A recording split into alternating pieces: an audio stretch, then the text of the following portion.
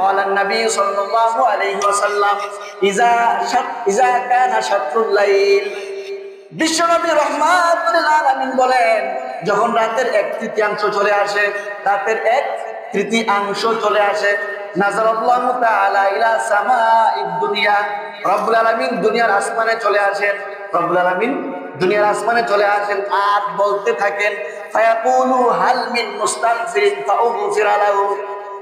রব্বুল আলামিন ডাকতে থাকেন, আয় বান্দা,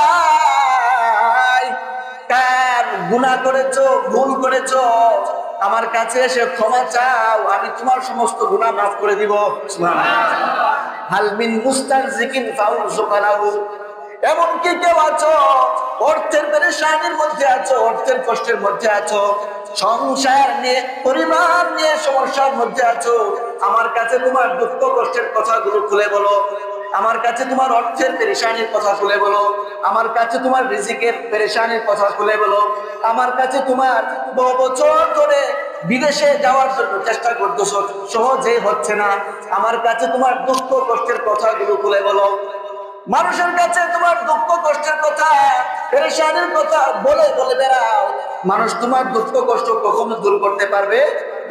মানুষ তোমার দুঃখ কষ্ট কখনো দূর করতে পারবে? আমি আল্লাহ তোমাকে যখন রাত্রে একটু ধ্যান হয়ে যায়, দুনিয়ার আসমানে এসে দেখতে থাকি, আয় বান্দাই, তোর দুঃখের কষ্টের কথা, তোর পেরেশানির কথা, তোর দুশ্চিন্তার কথা আমার কাছে খুলে বল, আমি আল্লাহ সব দুঃখ কষ্ট দুশ্চিন্তা পেরেশানি মুহূর্তের মধ্যে দূর করে দিব। এজন্যই খুলে বল সব ব্যথা প্রভুর কাছে, এরা কি কেটে যাবে ঘুমে অলসে। ঘুমে অলসতায় রাত্র না কাটিয়ে মনের দুঃখ কষ্ট পেরেশানির কথাগুলো রবের কাছে খুলে বলো, রব তোমার দুঃখ কষ্ট রিজিকের পেরেশানি সমস্ত সমস্যা মুহূর্তের মধ্যে সমাধান করে দিবে।